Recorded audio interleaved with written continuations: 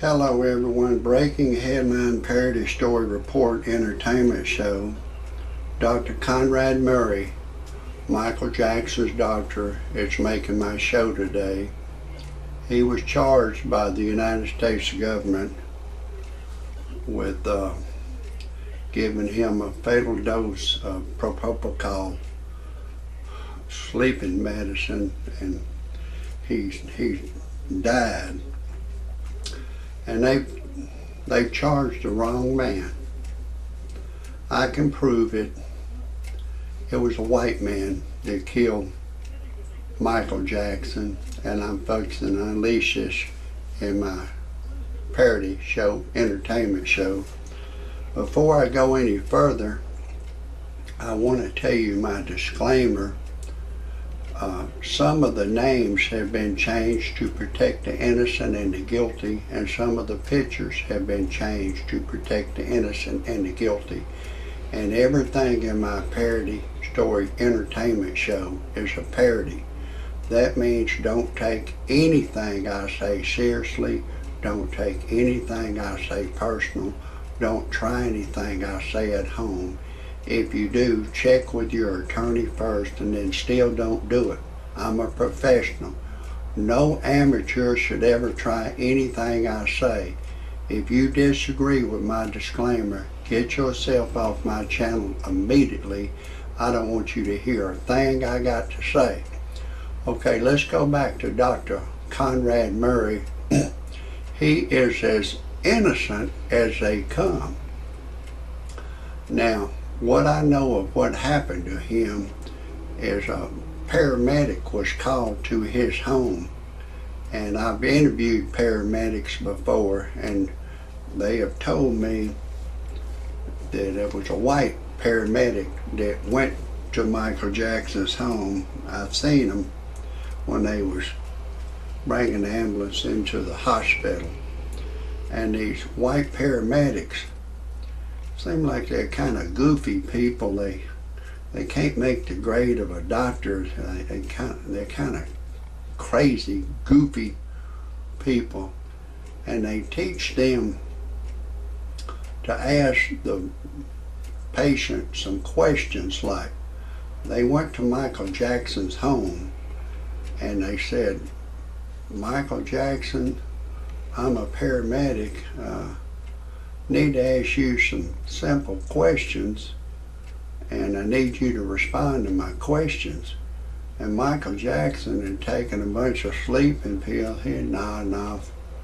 And they said, "Micheal Jackson, what's 3 from 100? What's 3 from 97? What's 3 from 94? What's 3 from 91? And Micheal Jackson's in a deep sleep. He's going, thinking to herself, he's thinking, "What the fuck are you doing in my house? Who let you in my house? How'd you get in my house?" I said, "Well, Mr. Jackson, you've got to answer my questions. We're not going to leave." And Micheal Jackson's thinking he can play dead, and they leave him alone. So he started playing dead. And I've talked to paramedics. What they'll do, they'll pull some hair off of the patient's leg and pull it to get them to come to. But he took that medicine. He wanted to sleep. He wanted to sleep. He wanted to sleep. And he was a king of pop. This paramedic says, "Well, I pulled his hair. He's not responding. I'm going to have to put the resuscitating machine on him." So he said, "Micheal Jackson, I'm going to ask you a real simple question. What's 1 from 100? You've got to answer my questions." Micheal Jackson going, "What the fuck are you doing in my house? How'd you get in my house?" So they started shocking Micheal Jackson with that resuscitating machine. Micheal Jackson started flopping like a fish out of water. He shitted himself too. And they said, "Mr. Jackson, you got to answer these questions." And Micheal Jackson, in his mind, he was dazed. He was thinking, oh hell, I'm gonna weather the storm. I'm gonna sleep. I'm not gonna come to. When I come to, I'm gonna fire every person that let this paramedic, his nut, come in my house. I'm gonna fire him. So he started shocking Micheal Jackson again. He kept shocking him till he died. And then he kept shocking him for 30 more minutes to make sure they stay dead. I've interviewed paramedics and they say they will. They're trained to shock them till they die and then shock them 30 more minutes, make sure they stay dead.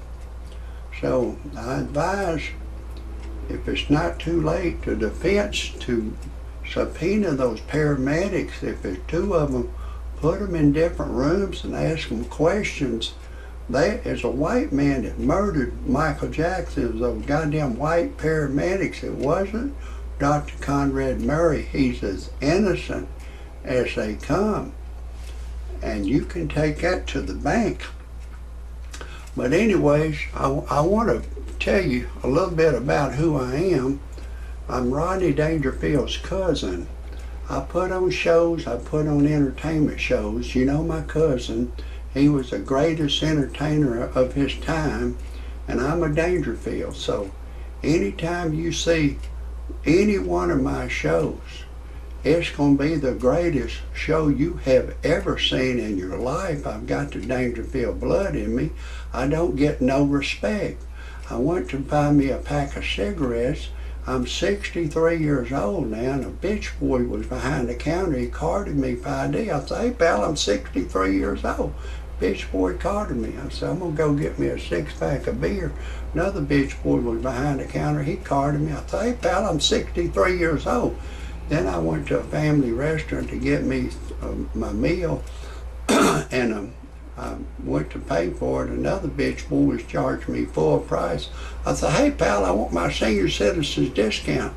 Bitch boy carded me. Anyways, the pressure's getting to me, and I took my wife to a dude ranch. She left me for a black dude. My wife turned gay on me. And one day my wife and I was fixing to make love. She was on the bed, her legs like in a figure four, naked, just staring in the sky. I said, honey, what's wrong? You can't think of anyone to fantasize who you had sex with while we make love? She said, no. I said, fuck it, neither can I. People say, why would your wife leave you for a black dude? I said, I guess she wanted to get back with her own color. But I started having all kind of problems with her. She was a bully. She tried to bully me. She thought she was better than me. She appointed herself as an authority over me. She didn't want me to say, you're president, y'all, us, them, dude, buddy, honey, sweetie, dear, baby. There's about 300 words. She'd say, you racist, you racist, you racist. I got sick and tired of hearing that goddamn crazy ass shit she was spewing out. She kept spewing that bullshit out. And she would call her black people my nickel, you know, the racial slur.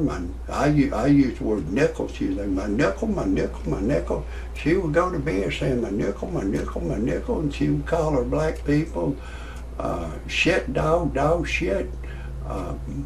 She would call them punk bitch, nappy-headed fool, nappy-headed hoe. I'd say, why you got to do that? She said, that's a black thing. But I had a lot of problems out of her, and we went on and got a divorce. She was a bully. She was a nut. I said, who appointed you as an authority over me? She said, myself. But anyways, I went on the internet to freepornphonesex.com. It's a recording of a girl. She'll say, hey lover boy, I'm having a party in my mouth. Would you like to come? She'll say, over the telephone, I'll fantasize having sex with you, and it seemed like I'm there with you live. And I got my dangling excited. I called live service. She said my voice is too ugly for her to talk to. Then I went to freebuyselltradeanything.com. I put a 55 Chevy on there and I sold it for $3,000. Once you put it on there one time, it'll keep reposting indefinitely till you sell it as free. And then I went to personal section, put an ad. I was looking for a young girl to go to church with. A young white girl called me, and we're engaged to be married. We're lovers. Everything's going great. I'll never marry another black girl. God bless everybody.